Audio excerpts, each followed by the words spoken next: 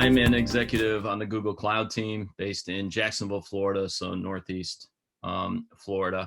I'm only about a month in to this role with Google. My background is in fintech and banking. I was with a digital firm based out of London called 11FS, which Chris is on the board of. I've spent my career in banking and fintech.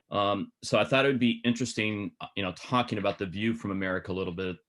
When we take that concept of reboot, renew, and refresh, the one term that comes to mind about what life is like in the U.S. right now, going into 2021, is the very rather famous quote. The future's here; it's just not evenly distributed. You could apply that to pretty much everything in the U.S. So, if there's anything to reboot or renew and look at, it's how do we truly democratize and provide a safety net for individuals?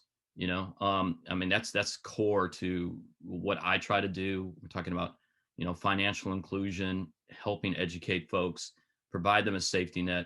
So what I am incredibly looking forward to 2021, and again, never waste a good crisis, is how can we, as an industry, quickly learn how to mobilize incredibly quickly at scale and at an enterprise level, innovate, and drive solutions out. Because to be blunt, this was an interesting mirror of how quickly we could move as a society on this, and we failed in 2020 as a country. Wasn't it Bill Gates that said we overestimate the impact of technology, or overinflate the impact in everything in the short term over a 2 or 3 year period, and well underestimate the impact of a 10-year. So I think, if we were to forecast out to 2030 what our day-to-day lives will look like, I think that 10-year window is a good way to look at this. Because if we look back at 2010, while there was somewhat of a dependence on this form factor, now it's ridiculous, right? The advancements we'll see in AR, in VR, and how we collaborate, I think, are going to be fascinating. The tools that we'll develop to be able to do things like this without getting on a plane. My whole life, Chris, yours is the same, right? We spend them on planes so that we can be in the same room and talk with people. I think over the next decade, that's really going to change. I can be in the same room with you.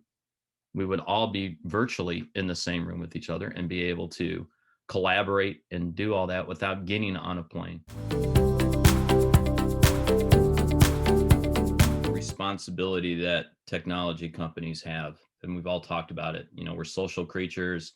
When you're in a pandemic or something like this and you're stuck trying to have a social life on just digital channels, it leads to all kind of issues, politically, socially, you take your pick. And there's an incredible amount of responsibility, therefore, for the companies that provide those tools.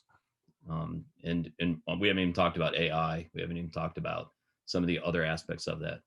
So there's a lot of good and a lot of bad that can come from that. So we have to be incredibly focused and transparent and talk about that.